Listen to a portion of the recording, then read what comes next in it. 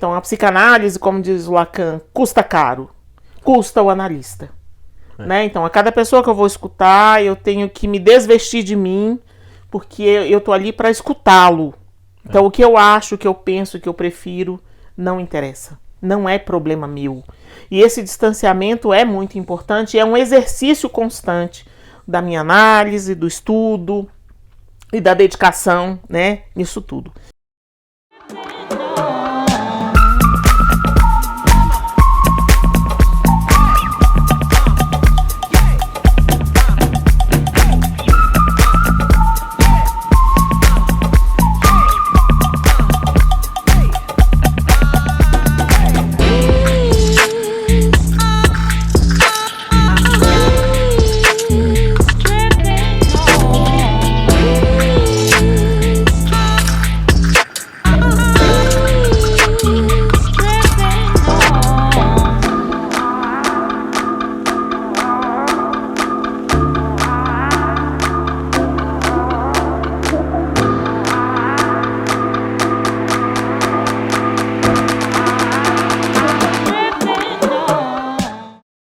É isso aí, estamos agora, e esse eu posso falar de fato, né, que é verdade, porque esse é um dos poucos episódios que eu sei em qual lugar vai estar do podcast. Ok. Porque esse vai ser o nosso último episódio da primeira temporada do podcast.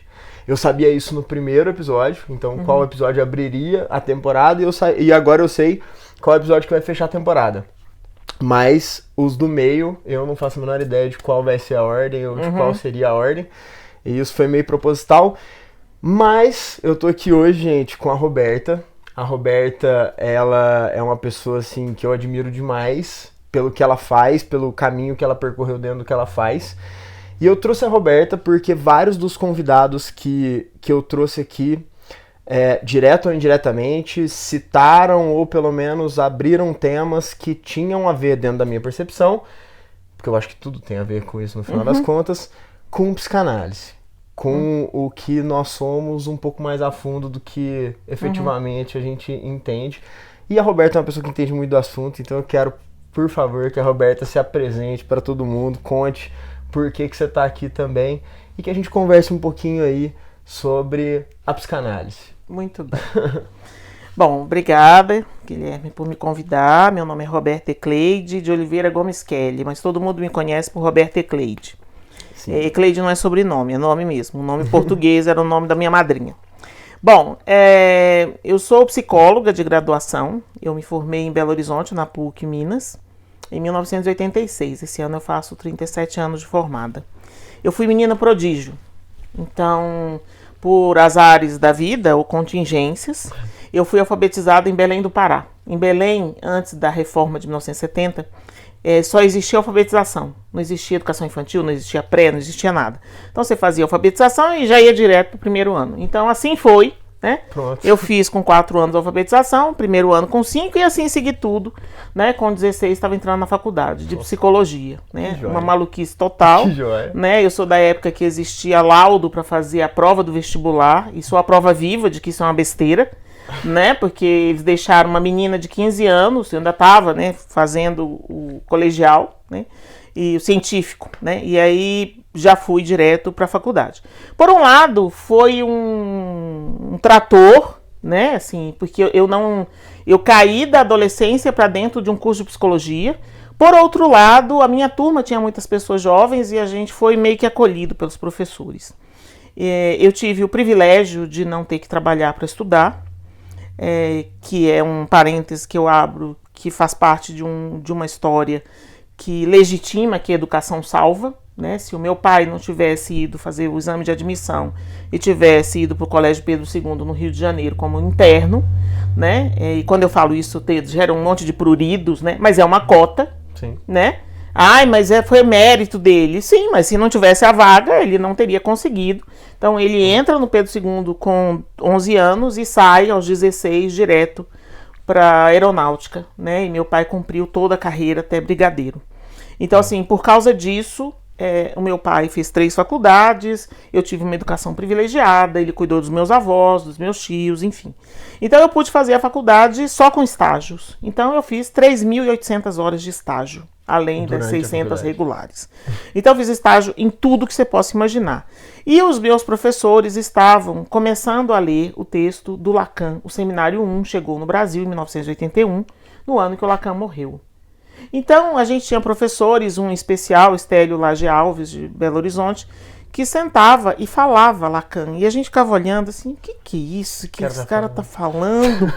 E a gente achava encantador, né? E o que mais me chamava a atenção é o quanto a psicanálise convocava uma responsabilidade, né? A responsabilidade pelo seu desejo. E você vai ter que dar conta do que você é, aconteça o que acontecer, né? Doa em que doer, você vai ter que dar conta. Então, aquilo para mim me chamava muito, né? Então, quando eu me formei aos 21, a minha ideia era de tentar fazer isso, mas eu pensava, eu não sei o suficiente, eu não sei nada, né? Na verdade, quando você pega o canudo, né, de psicologia, como é um curso revista, né, muito complexo, a sensação, nossa, eu não sei nada, por onde que eu começo, né? Então, a minha primeira providência, eu não posso ficar parada. Então, eu tinha feito estágio numa clínica de criança. Naquela época existia a LBA, Legião Brasileira de Assistência. Em Belo Horizonte tinha várias clínicas que ganhavam dinheiro a rodo, com um monte de estagiários, né? Então, eu me ofereci para a dona da clínica, eu falei, deixa eu ficar aqui, deixa eu ficar como gerente da clínica e você me dá uma sala? Eu fiz as contas quando virou o Plano Real, eu ganhava por mês, para atender 40 crianças, R$50. Era mais ou menos isso. Nossa. Mas pelo menos eu não fiquei parada e continuei aprendendo, né? E aí fui estudando e fui estudar o Freud. Eu estudei o Freud depois do Lacan. Depois de um tempo, dei um ciricutico, não vou ficar aqui, fui fazer mestrado em Campinas, né? Fiz o mestrado, depois de um ano, fiquei olhando no horizonte, né? Quando eu fui para Campinas, achei que era uma cidadezinha do interior, né? Cheguei lá, não era nada disso. Aí, tinha a quantidade de habitantes de Belo Horizonte. Mas, enfim. Aí, depois de um ano, eu já estava dando aula em Alfenas, na psicologia. Pensei assim, parece que todo mundo tem doutorado, eu acho que está na hora de fazer um doutorado. Fui fazer o doutorado e, na prova do doutorado, conheci uma fonoaudióloga, Maria Cláudia Cunha. Perguntou, você fez mestrado sobre o quê? Falei, sobre gagueira e psicanálise. Nossa, que legal, você podia dar aula de matéria eletiva, não sei o quê. Enfim, entrei para o doutorado e também como professora da PUC São Paulo. Fiquei 12 anos. E aos poucos eu fui me apropriando da psicanálise, né? Eu falo para as pessoas que vêm da psicologia que é a área mais difícil para conseguir se tornar psicanalista, porque a psicologia ela é feita para nos adaptar. A psicologia, né, emerge no Brasil junto com a ditadura, né? Sim, existiu uma ditadura, e faz parte dos poderes disciplinares, como diz o Foucault, né? A medicina, o direito, a psicologia, a pedagogia. E ela vem, né, numa perspectiva bastante difícil, que é a do bem-estar. De você ficar feliz, né? Ela cumpre o rigor iluminista de uma maneira muito caracterizada, né? Então, quando a pessoa da psicologia vai para psicanálise, ela tem que deixar de ser psicóloga. Mas eu lembro sempre aos psicólogos, mas você tem que ser um bom psicólogo, porque você vai ter que abandonar tudo isso com a sensação da confiança de que você é capaz de reconstruir novamente. Você quis. Então, assim, a minha missão primeira era ser uma boa psicóloga e eu consegui isso na carreira acadêmica. Então, fiz mestrado, fiz doutorado e depois de alguns anos fui fazer o pós-doutorado, já na área de educação. E que fecha, de certa forma, na minha vida, um ciclo dessa questão da infância e adolescência, que é o tema que eu me dedico de uma maneira mais... Nossa, eu ia falar que é a maneira mais forte, mas aí tem psicopatologia, mas aí tem a psicanálise, mas aí tem um monte de coisa. Enfim, o que eu percebo, né, da discussão da psicanálise é que no Brasil isso ficou próximo da psicologia e muito próximo de uma ideia... de uma ajuda, né? Que eu acho que é uma ideia falsa, mas é melhor do que a proposição americana em que a psicanálise ficou perto da medicina. Então, nos Estados Unidos só pode ser psicanalista quem é médico. Uhum. É pior por quê? Porque fica próximo da ideia da cura, né? E na verdade a cura em psicanálise é a cura do queijo, né? Então não é bem uma cura, é um tempo que vai apurando o sabor, né? E o saber sobre si. O que eu poderia te dizer assim, rapidamente de por que a psicanálise, para mim. Para você. Para mim, principalmente, a psicanálise me deu, principalmente pela análise, né, a liberdade. Eu sei quem eu sou. Isso não significa que eu sei tudo que eu sou, porque mesmo passando por 20 e tantos anos de análise, eu tenho um inconsciente, né, que eu desconheço. Né? Mas quando ele faz, né, dadas as suas, no ato falho, no esquecimento, no sonho, eu sei que é meu, né? Eu sei que eu tô incomodada, é meu, né? Horrível, mas é meu, né? Então eu preciso dar conta daquilo que é meu e trazer isso para debaixo do meu guarda-chuva, né? Então eu acho que essa sensação, né, que o Freud fala em 1894, se eu não me engano, num dos textos, né? Quer dizer, sair de uma infelicidade neurótica para uma infelicidade comum é uma conquista muito grande, né? Então, eu acho que isso é possível. Agora, isso é feito numa lógica de uma formação permanente, né? Então, a psicanálise, como diz o Lacan, custa caro, custa o analista, né? Então, a cada pessoa que eu vou escutar, eu tenho que me desvestir de mim, porque eu tô ali para escutá-lo. Então, o que eu acho, o que eu penso, o que eu prefiro, não interessa. Não é problema meu. E esse distanciamento é muito importante, é um exercício constante da minha análise, do estudo e da dedicação, né, nisso tudo. No sentido também de uma clínica supervisionada, eu preciso estudar com alguém que eu estou fazendo para saber se está certo ou se está errado. Agora, nada disso, Guilherme, seria possível se quando eu saio de São Paulo e venho dar aula aqui, na PUC Minas, aqui em Poços de Caldas, eu não tivesse inventado o NEP. Justo. Quando eu venho para cá, embora eu já morasse aqui, eu senti muita falta de algo que em São Paulo é muito forte. Em São Paulo você é o que você faz. Justo. Não interessa quem você é, de onde você veio. E essa questão de não interessar de onde eu vim, para mim é uma questão, porque como eu fui filha de militar, eu sempre tive muita dificuldade com a pergunta, de onde você é? Aí eu sempre falo, você quer saber onde eu nasci? Você quer saber de onde eu vim? Você quer saber onde eu estudei? O que você quer saber? Exatamente isso que eu né? Então, assim, eu nasci no Rio, morei em Belém, morei em Recife, morei em Lagoa Santa, morei em Belo Horizonte, morei em Campinas, morei na estrada. Né? Então, assim, morei em São Paulo, mas morei em Poços. Né? Então, assim, é difícil isso pra mim.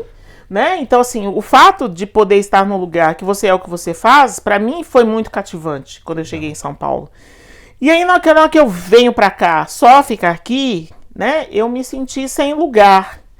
E aí, surgiu o NEP a partir de um evento que acontece hoje em dia bianualmente na USP, que eu coloco do LEPSE, que é uma junção da educação, da Faculdade de Educação com o Instituto de Psicologia, pela Maria Cristina Kupfer, da Psicologia, e o Leandro de La Jonquière, da Faculdade de Educação, que é o Laboratório de Estudos do Aparelho Psíquico. Eu comecei a frequentar esses eventos, e quando eu vou para um deles, de novo, né, que eu sempre ia em 2005, eu volto muito mexida com aquilo e penso, vou armar um canto. Vou né? fazer uma coisa. Vou fazer uma coisa com isso, né? E aí surge o NEP, o Núcleo de Estudos em Psicanálise e Educação, que é o meu segundo filho, digamos assim, e é uma ousadia, porque o NEP não é uma pessoa jurídica, o NEP não tem nenhuma inscrição e nenhuma afiliação. É um grupo de gente que estuda psicanálise. E aí eu fui obrigada a estudar psicanálise tudo para... o professor faltou, eu tenho que substituir. Para poder entender o que era aquilo, e aí aos poucos, depois de 20 anos de formado, eu começo a ter a ousadia de dizer assim, eu acho que eu posso ser psicanalista. Quem sabe, né? Eu dou conta desse negócio. Você tá chegando num lugar que eu queria muito te perguntar desde a hora que você começou a falar.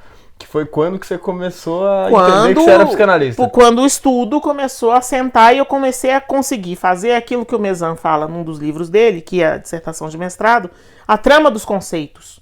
Quando eu comecei a entender que estava tudo articulado, não era uma coisa frouxa, e que não existe um Freud que não presta, um Lacan que não presta. Existem vários Freuds, vários Lacans de cada ano, de cada época, em cada contexto, de cada forma, e que eu pude começar a transitar por isso de uma maneira mais aberta.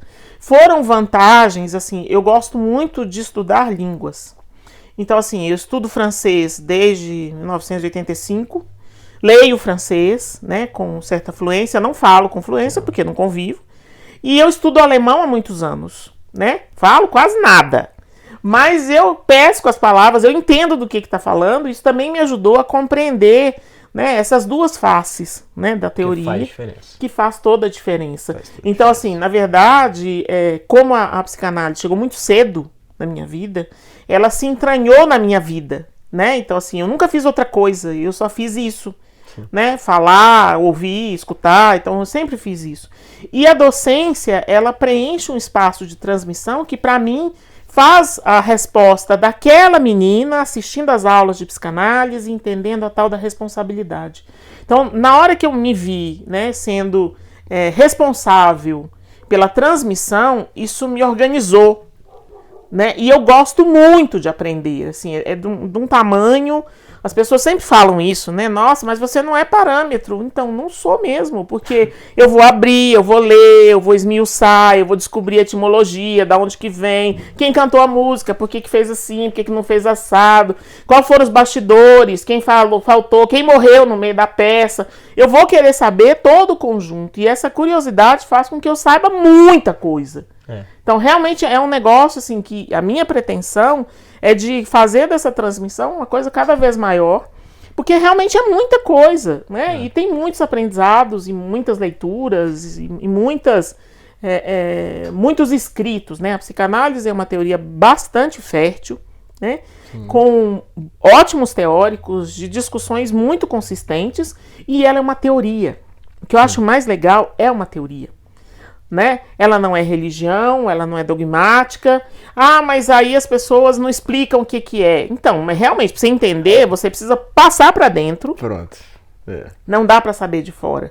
E isso dá a sensação para as pessoas que é uma seita, né? Ah, porque a psicanálise é muito elitista. Eu falo, gente, isso chama ignorância, né? O texto de 2019, Elizabeth Andanto, As Clínicas Públicas de Freud, conta como, né, entre as duas guerras, o Freud começa a fomentar essa ideia de uma clínica pública onde quem atende aprende, né? E assim, sem ter lido o livro da Elizabeth Andanto, a gente teve, e ainda tem aqui em Poços, agora num outro formato, o projeto da criança que atende crianças em avaliação, e que a avaliação não tem custo financeiro, mas como disse uma vez um pai, é que custa a gente, né?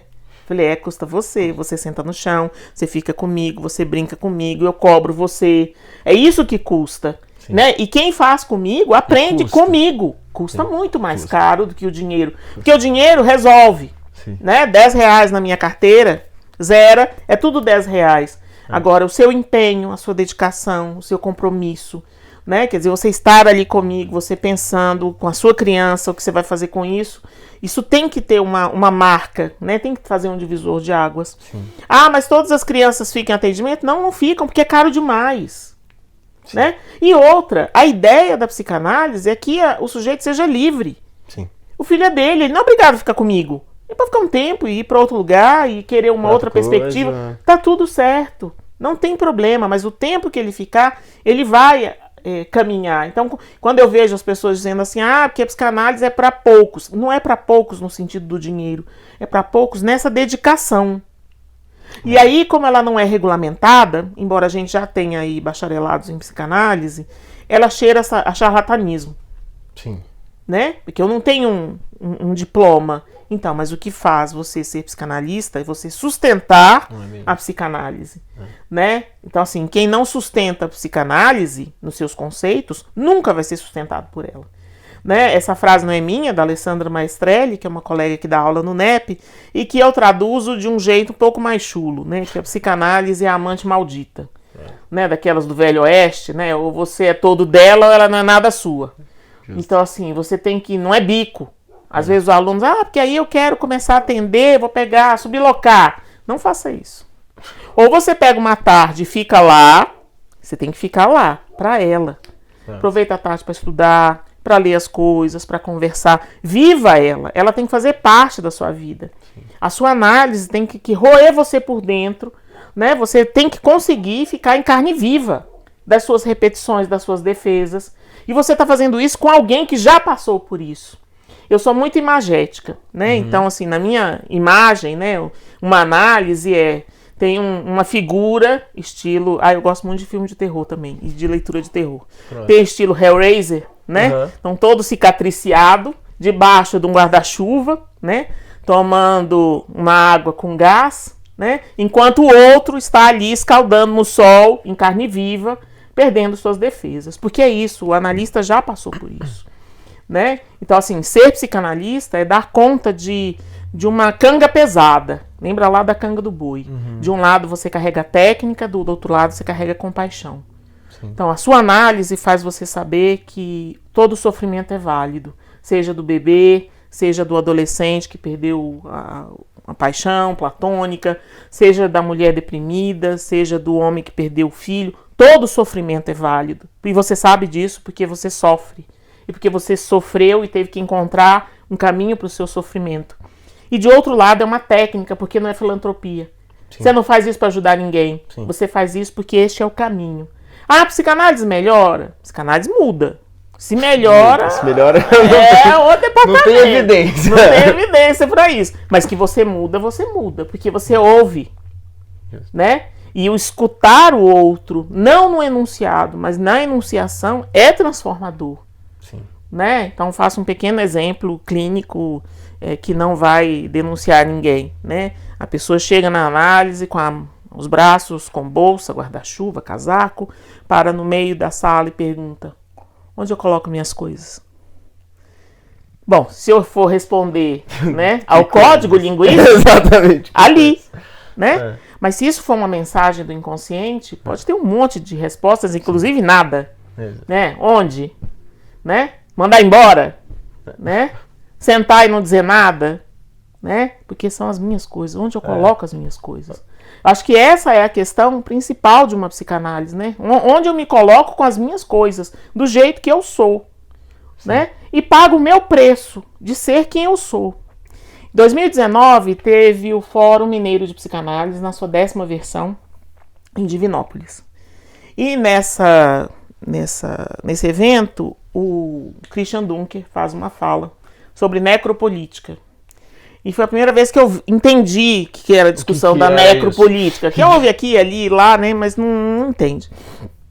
E aí ele faz uma fala muito legal, que na necropolítica as vidas não contam, as vidas descontam, no sentido financeiro mesmo, né?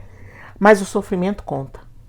Por isso que para um tempo necropolítico é muito importante que a psicanálise não exista, porque a psicanálise escuta o sofrimento.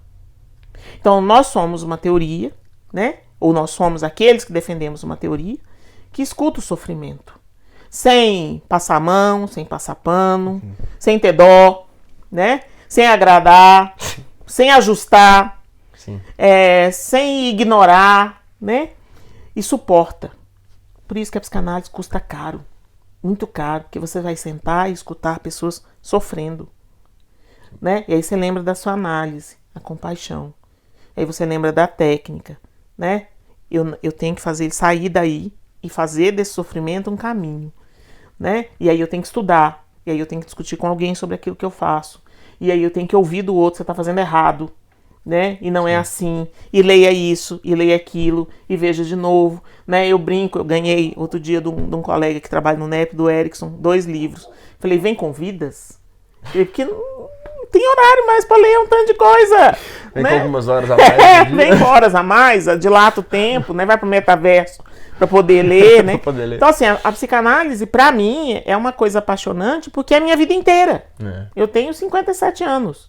Se eu juntar os 37 com os 5 de faculdade, são 42.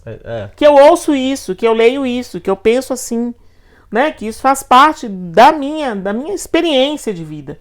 Né? E esse fazer as pessoas pensarem de que lugar você está fazendo, de que lugar você está falando, né? E o que você quer com isso, né? Como dizia o Lacan, que voi, o que queres, né? E bancar isso. A vida é tão curta, né? Quer dizer, dimensionar isso, o que eu quero com o pouco que eu tenho. O tempo é muito curto.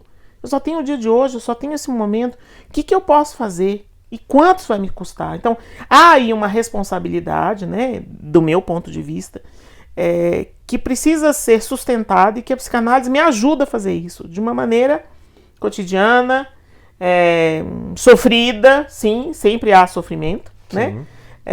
Mesmo que as pessoas às vezes vejam, sei lá, uma fala minha, nossa, que interessante, né? Como se fosse uma inspiração, não, isso é uma transpiração, né? Isso me rói de falar determinadas coisas, de fazer determinados posicionamentos, que a psicanálise me orientou muito, né? Assim, me ajudou muito. O meu pós-doutorado, para mim, foi uma experiência muito rica de aprendizado. O Leandro de La Jonquière, o discurso e a prática das educadoras infantis. Depois vira um livro, que é o Tempo e Presença e Educação, que é justamente um processo de constituição do que é educar, né? Então, quando eu falei lá atrás, a educação salva, né? Quer dizer, há um lugar específico que eu, como mulher e como negra, eu jamais teria acesso. Jamais. Se o meu pai não tivesse desviado a rota. Entendeu? Então, assim, há algo aí de uma construção, né, de um lugar que, se a psicanálise não estivesse na entretela, né, disso, né, comecei a fazer análise com 16, faço análise até hoje, né, não todo esse tempo, mas assim, mudando de psicanalistas ao longo do tempo, isso faz toda uma sustentação possível para que eu não me rompesse nem me perdesse. Sim. Né? Então, assim, há algo aí de uma construção que às vezes eu vejo as pessoas apressadas, né? Eu vejo as pessoas fazendo diagnósticos com muita pressa, né? Tem uma certa preguiça dos especialismos, né, que atendem autistas. Aí eu falo assim, mas eu atendo criança, né? Você atende bipolar? Então, atendo umas pessoas que têm lá umas alterações de humor, né? Mas assim, quem é ela nisso? O que me interessa é quem é ela. Então a gente põe na prateleira assim, quem é você? Né? O que você quer dizer com isso? Onde que você quer chegar? Né? Mas por que você faz desse jeito? Mas por que você veio assim? Quem é você? Porque a psicanálise tem como característica uma coisa muito legal, que é cada vez que a pessoa vai embora, ela leva a caixinha de ferramenta. Sim. Né? Eu faço eu e as imagens, né? Uma alusão, uma analogia, aliás.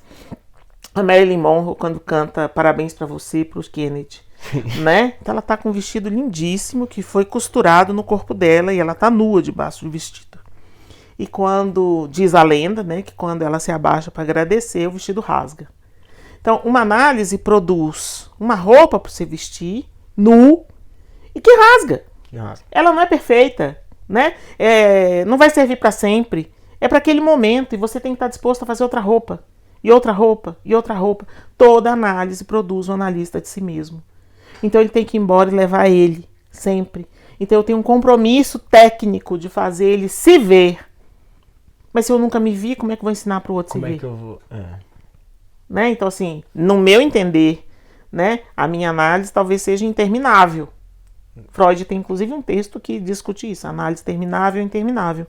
Eu acho que é interminável enquanto eu atender pessoas. Ou enquanto eu ficar incomodada comigo, né? Pronto. Enquanto eu não conseguir, né, colocar para debaixo da minha saia eu mesma, né? E fizer o jogo de... Né, nossa, tive um sonho tão esquisito, né? Então não é esquisito, é seu. Né? Esquisito para quem? Então assim, esse trazer para mim é um exercício constante, difícil, né? Mas é apaixonante, assim. Eu não vejo nada tão ousado, né? Eu vou repetir essa palavra, quanto a psicanálise, principalmente numa sociedade de consumo. Sim. Né? Que nos rói o tempo todo essa possibilidade de sermos nós mesmos, né? Que não deixa a gente ficar com os outros, que não deixa a gente suportar o mal-estar de estarmos com os outros. O texto Mal-Estar na Civilização de 1930, né, do Freud, é um texto muito importante que diz que assim, estamos condenados, número 1, a sermos sozinhos. Todo mundo é sozinho. Sim. Né? Mas nós somos obrigados a estarmos com os outros. Né? E aí, quando eu vim morar no sul de Minas, em 1990, ouvi um ditado muito legal que é: coração de gente é terra que ninguém pisa. Né? Então, estar com o outro é estar com alguém totalmente desconhecido. Sim. Né? Que pode ser muito legal até a página 2 e depois qualquer coisa. Né? E que o outro é o outro, ele não é você, ele não pensa como você. O outro não é você piorado e nem melhorado, ele é outra pessoa, com outro funcionamento. E esse encontro é necessariamente conflitante. Onde tiver pessoas tem problemas, conflitos, dissensões e indisposições. Né? Então isso sempre vai acontecer. E na hora que a gente se junta, né, para, né, diminuirmos, digamos, a força da nossa fome pulsional, né, que nos move em prol do outro ou do convívio, da angústia e o mal-estar. Com certeza. Então, assim, a forma como a nossa contemporaneidade nomeia o mal-estar, que é o consumo, ela é muito ruim para nós. Não que as outras tenham sido melhores, mas essa que a gente vive, ela nos rouba e ela nos consome. É uma consumição. Um pouco mais agressiva. Ela é muito agressiva. Porque ela vem na esteira de uma lógica, né, neoliberal, né, que é a lógica de eu vou vender o que eu quiser, para quem eu quiser, como eu quiser. E é extremamente violenta. Porque ela é sedutora, ela é encantadora. É um discurso que faz né? sentido. Olha só, você vai comprar um carro, né? Seus problemas acabaram. Porque agora você comprou o carro 2023, já saiu 2024. Né? E já tem o 2024, 2025. Olha só, você vai poder ser mais feliz. A felicidade, o bem-estar, né? A autoconfiança, a garantia. São insígnias que vêm com cada produto. Sim. Né? E é difícil a gente desvincular uma coisa da outra. Né? É difícil a gente fazer igual no filme do Matrix, né? Comer a gororoba, é muito difícil. A gente quer o bife de letrinha, né? Porque é tão bonita, é tão legal a cena do Instagram, né? É tão legal a cena do Facebook da família reunida, né? Ah, meus avós fizeram 60 anos de casado. Nossa, é maravilhoso, né? Na cena da Doriana, é tão fantástico, né? A mesa arrumada, né? Eu sempre penso assim, quem trouxe o pão e o pão não murchou? Porque o pão murcha, se tiver quentinho, murcha. Né? Margarina não passa no pão daquele jeito. Que diacho é aquilo que passa no pão? Né? A única coisa que eu tenho certeza é que foi a mãe que arrumou a mesa de véspera. O resto é uma incógnita. Entendeu? Então, assim, esse cenário, ele é muito cativante. Porque uma parte de nós, e esse é o desafio da psicanálise, pensa assim, que é o eu. Busca isso. O eu é assim. Né? O eu quer ser feliz. Claro. Né? Mas ele não é dono da casa dele. Não. Então tem outras coisas. Então a psicanálise, na verdade, ela não revela a verdade da pessoa. Ela revela que você é contraditório.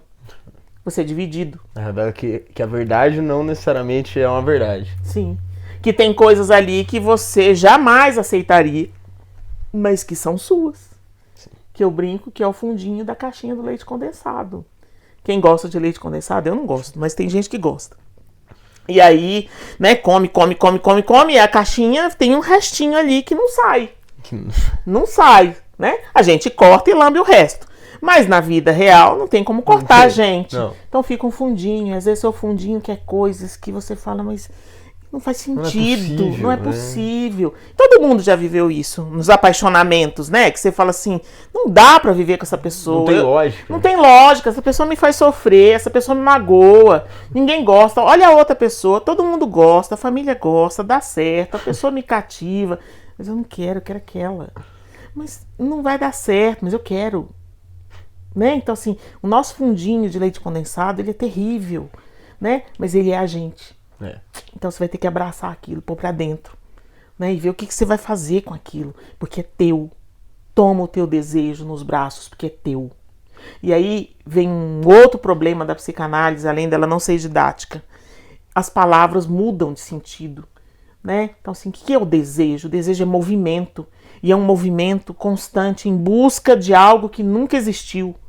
Né? E aí acha que existe, porque se ilude na existência, vai na miragem disso e busca encontrar isso que não tem, porque se existisse acabava, morria, né? E aí nessa busca, cada vez quer mais. Então desejo em psicanálise é o desejo de desejar, é um movimento, é uma busca constante que vai até a morte, né? Então assim, isso tá em nós o tempo todo, vivo, muito intenso, né? Com todas as idades em que a gente viveu isso.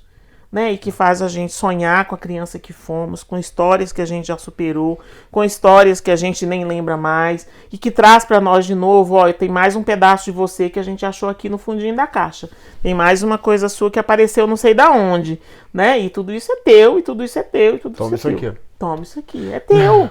Às vezes dá para segurar, às vezes pega fogo, às vezes, né, cai, às vezes quebra, e você tem que catar os cacos, e seguir, né, de novo, até morrer.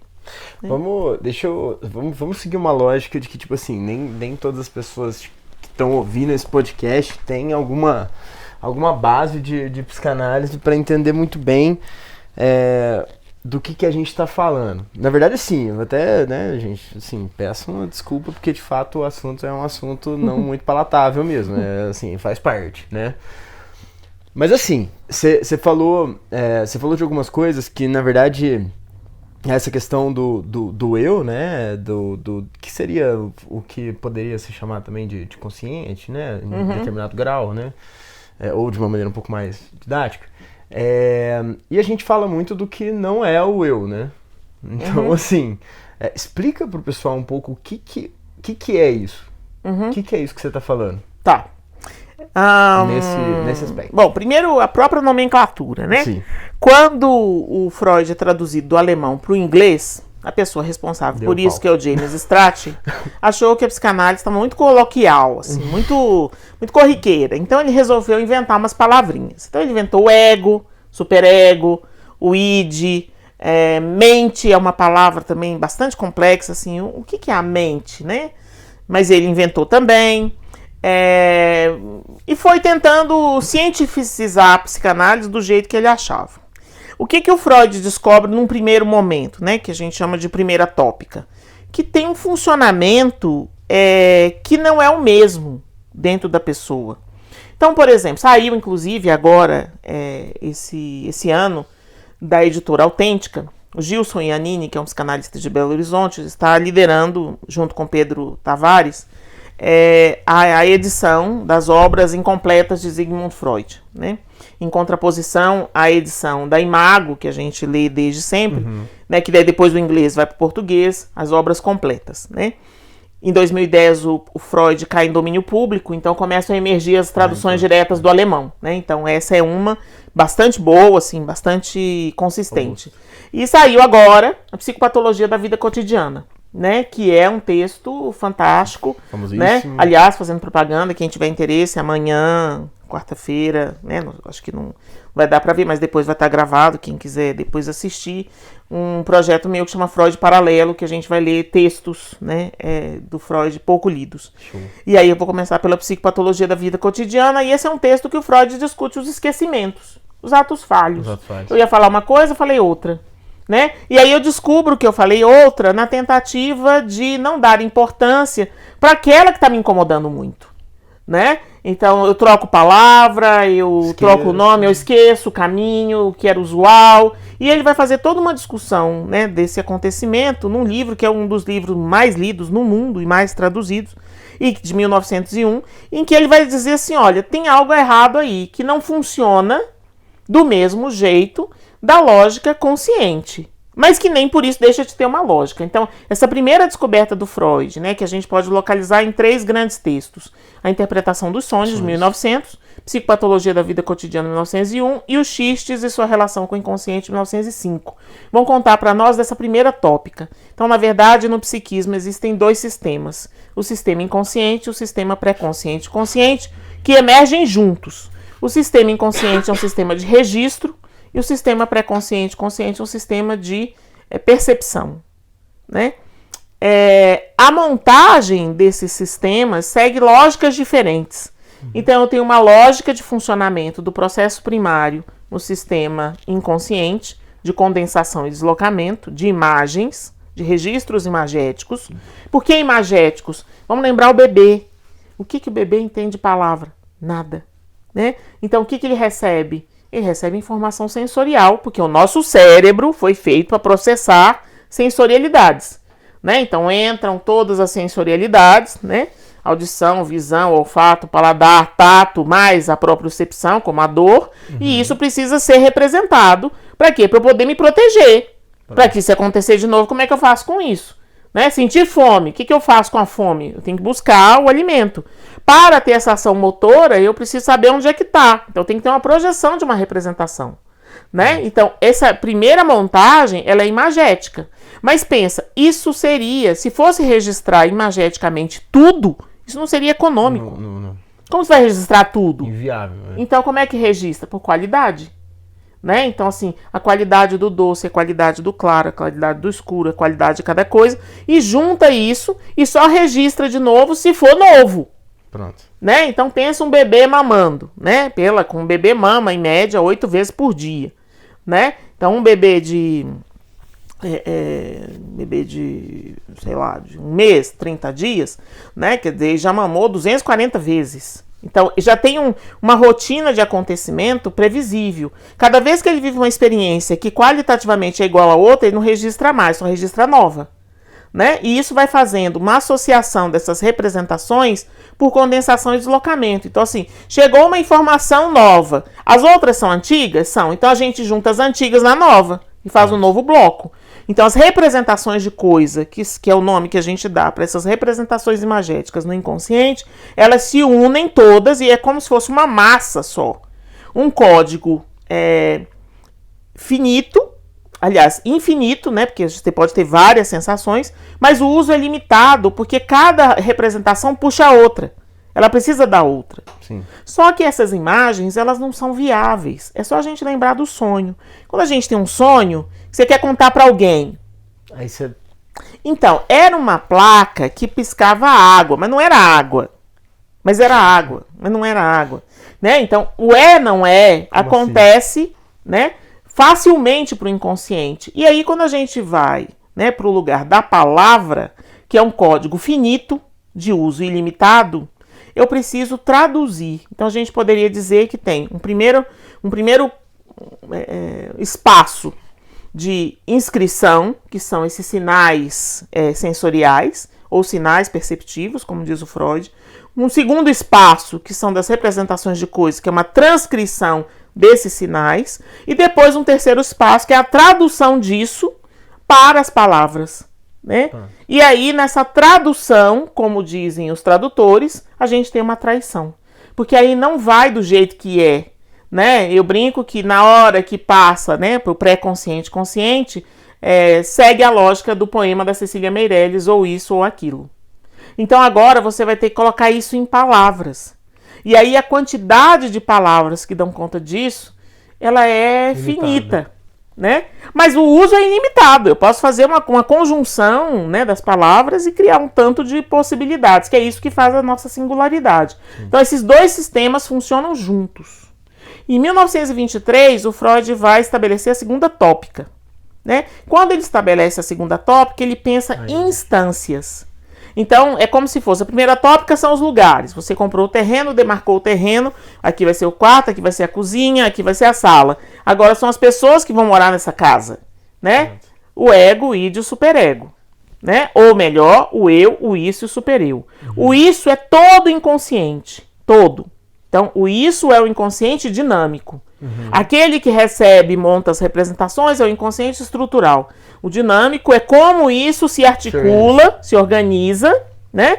Com tudo aquilo que é do inconsciente, que nunca veio à luz da palavra, e com as coisas que a gente joga lá pra dentro, porque a gente não quer saber, né? Principalmente as coisas que vêm com muitos nãos. Às vezes a gente fala assim, cara, vamos lá, né? Vamos lá em casa amanhã? Não, claro! E esse não aí foi pra quê? Mas você vai ou não vai? Não, claro que eu vou. Claro que sim. Né? Você acha que isso é assim? Não, nada, imagina, nada disso. Pra que tanto não? Porque né? Então são essas coisas que a gente também enfia lá pra dentro do tal do inconsciente, que é o lugar do proibido, né? Dentro da caixinha do isso. O eu é um cara complicado, que emerge por volta ali de 6 meses de idade, com uma função necessária, né? Alguém tem que pôr ordem na casa. Então o eu filtra, organiza, classifica e protege. Por quê? Para poder saber como é que realiza tudo aquilo que o isso demanda. O eu e o isso emergem juntos, né? E aí precisa dar conta das coisas de alguma forma, no contato com esse meio externo, com esse ambiente e nas exigências do ambiente, né? Porque assim, não pode ser eu quero agora. Eu quero agora um bolo. Não, bem, né? Ou você vai ter que ir lá comprar, né? E demanda tempo e dinheiro. Eu quero agora. Ou eu vou ter que fazer agora não, depois. Então, o eu é esse lugar que vai permitir nessa dilatação e um comprazimento no tempo. E você também se sentir satisfeito em fazer a coisa, que é o processo educativo. Né? A educação de uma criança é educar o agora não, depois. Né? Eu quero picolé. Então, vamos lá em casa ver se a gente tem dinheiro? Vamos contar o dinheiro. Vamos ver quanto é. Nossa, mas chegamos lá, a gente só tem R$6. Quanto custa? 14. Como que a gente vai fazer?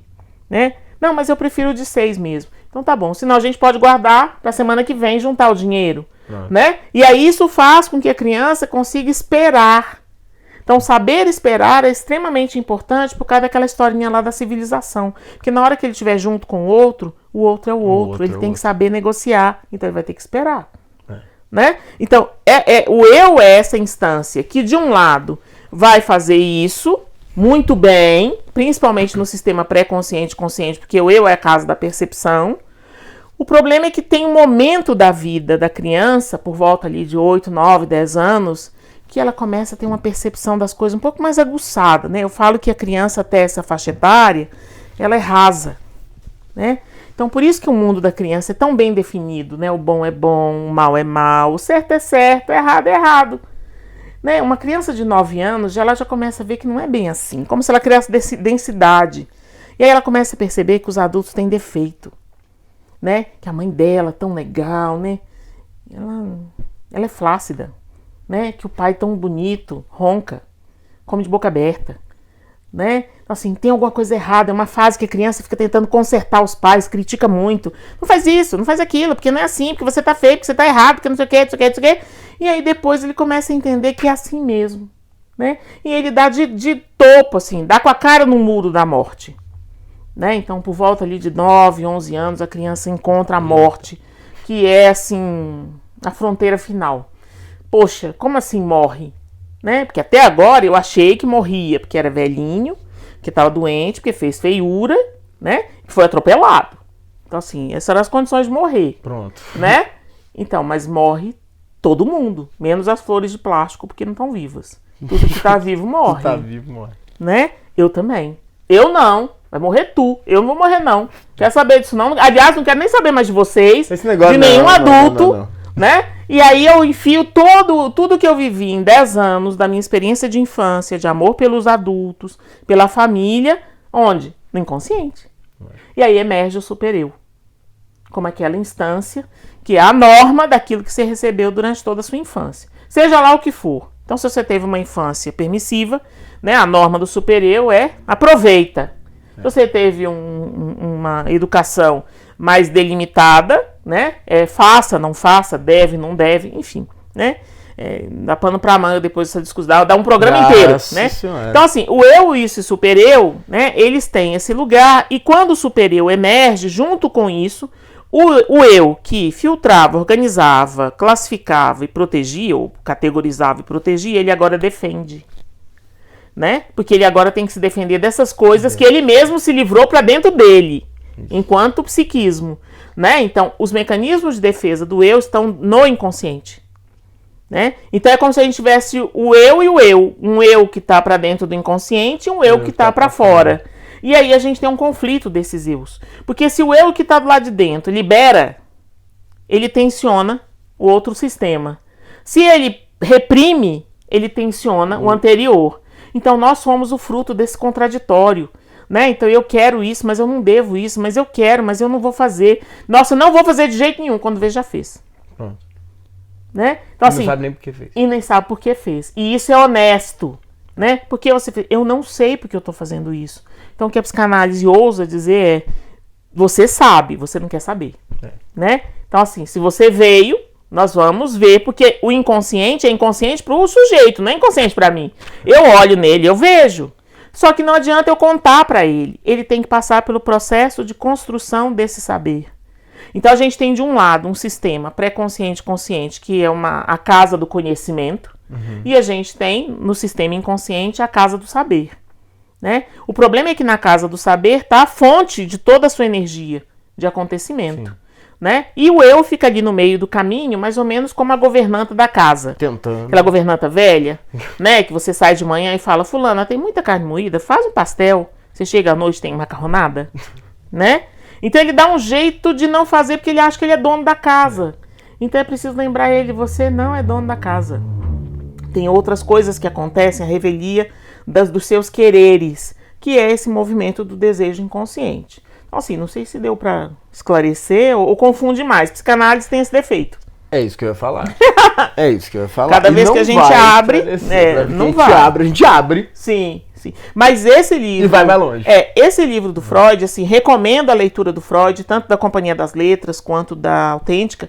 Freud era um ótimo escritor. Ótimo, né? Ganhou o prêmio Goethe de qualquer coisa. Ganhou o prêmio Goethe de literatura. Então, assim, é uma leitura confortável, né? Não dá pra falar a mesma coisa do Lacan, até porque não, Lacan escreveu pouco, na verdade. Mas... Lacan era outra história. Mas de qualquer... Mesmo os que foram escritos por ele, sim. Não é muito palatável. Mas o Freud é gostoso de ler, né? Então, assim, recomendo...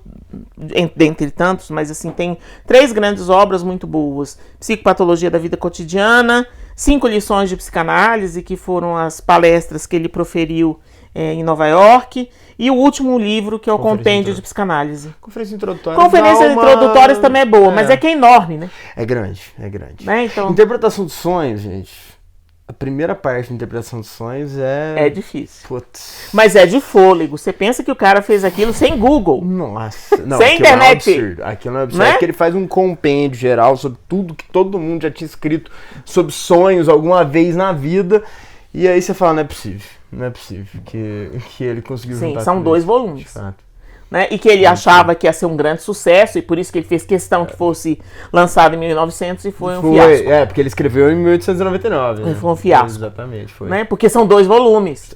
Quem vai dar conta disso? Né? Então, assim, são textos muito interessantes, muito bons, para ler, primeiro, com crítica. Sim. Segundo, de um personagem da sua época, ou seja, vitoriano. Sim. Né?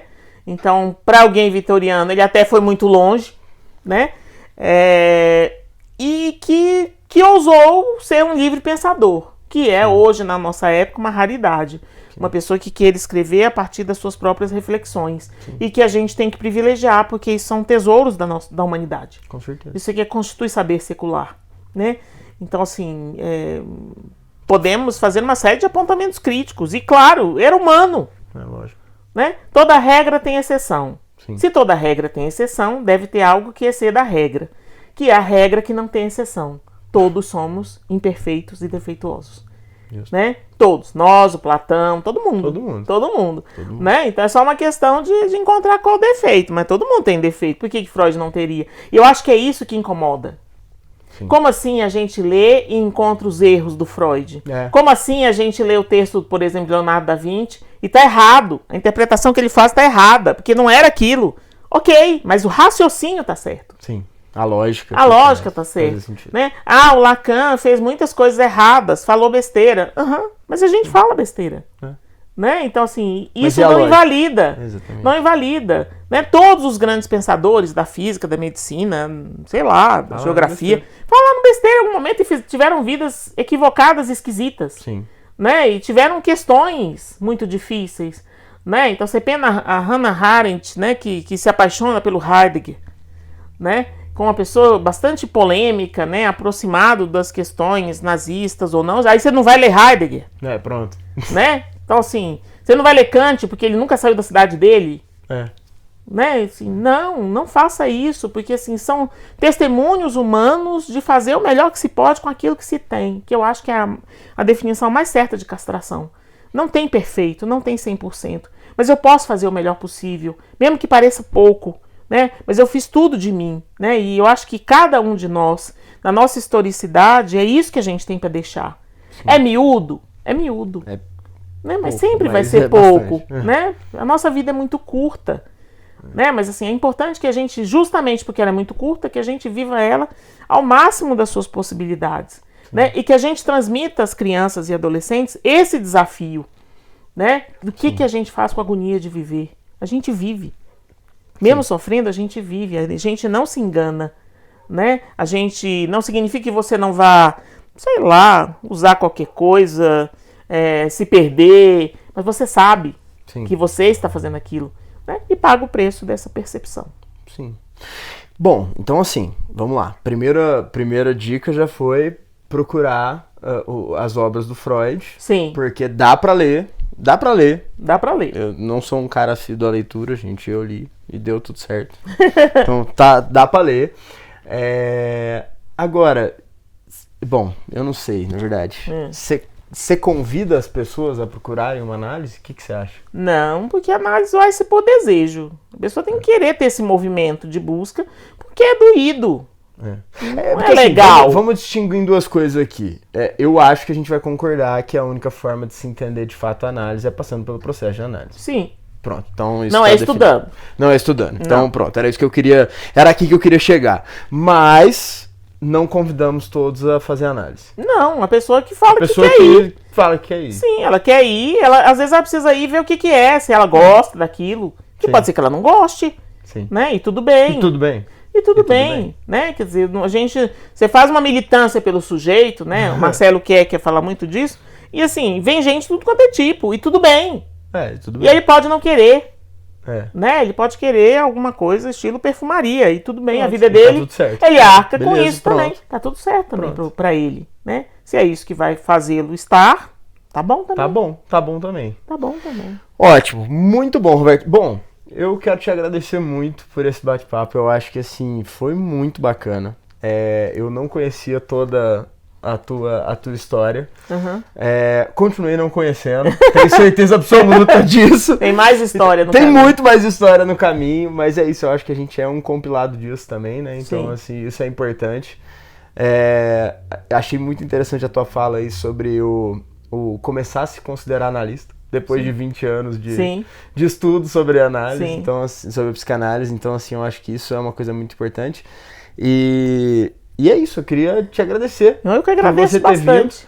E eu espero que a gente tenha oportunidades para bater mais esse papo. Eu sei que esse talvez possa ter sido um episódio um pouco menos palatável, mas é porque, de fato, o assunto é menos palatável. Sim. Se você entende, ele incomoda. Sim. Se você não entende, ele incomoda. Sim. Então, ou seja, eu acho que ele incomoda de qualquer jeito. A psicanálise sempre incomoda. Sempre incomoda. Sempre.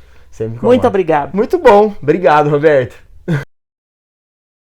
Gente, uma coisa muito importante que eu tinha esquecido de pedir pra Roberta fazer era falar sobre os livros que ela recém escreveu, alguns menos recém. Sim. Mas que eu acho que é uma forma interessante de se colocar as coisas, você tem um olhar interessante sobre isso e principalmente sobre a parte pedagógica disso tudo, né? O primeiro deles é esse, Tempo e Presença e Educação, Ensaios e Reflexões, que tem o relatório do pós-doutorado sobre o discurso e a prática de educadores infantis. Show, esse é o e outros textos sobre educação, né? Todos são da editora Apres, eu sou consultora da editora e eles apostam muito nas minhas ideias, então temos trabalhado juntos. Legal. Depois saiu esse aqui, Cura Mineira, indagações sobre a cura em psicanálise, onde eu faço essa história da cura do queijo, né? E a gente tem no livro um capítulo que é do Sidney Kelly, que é sobre o que é o queijo, né? Então, no tempo da cura, o queijo, como que o queijo foi inventado, né? Como que ele acontece e toda essa discussão da cura do queijo, que não é original minha, é de um psicanalista brasileiro, Fábio Herman, já falecido, e que eu desenvolvo mais aqui. Legal. Depois a gente teve este livro, Psicanálise Universidade, Incursões Impossíveis, junto com Silvio Memento, que é uma compilação dos trabalhos dos alunos da pós em Teoria e Clínica Psicanalítica da Unifenas de Varginha, da pós-graduação, que discute vários temas. Depois, esse Autismo, os Olhares e Questões, que tem no miolo dele a discussão do projeto Olhar, que é esse selinho aqui, que é de 3 psicanalistas, 2 de Poços de Caldas, a Isabela Sâmia e a Laís Bozon Mota, e uma de Três Corações, que é a Isabela Garcia Andrade.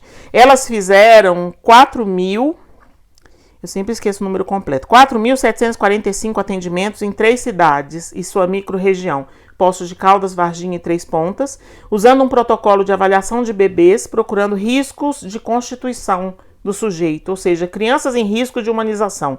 Então, esse é um protocolo que avalia aos 4 e 9 meses, como é que a criança está, e elas fizeram esses tantos atendimentos, e tudo isso foi registrado estatisticamente, né? Olha porque só, é gente. Ciência Olha também, só. né?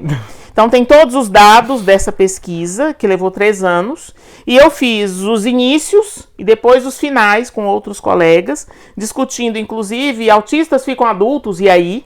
né, medica ou não medica, e a história do autismo, né, tanto para psicanálise quanto no sentido geral.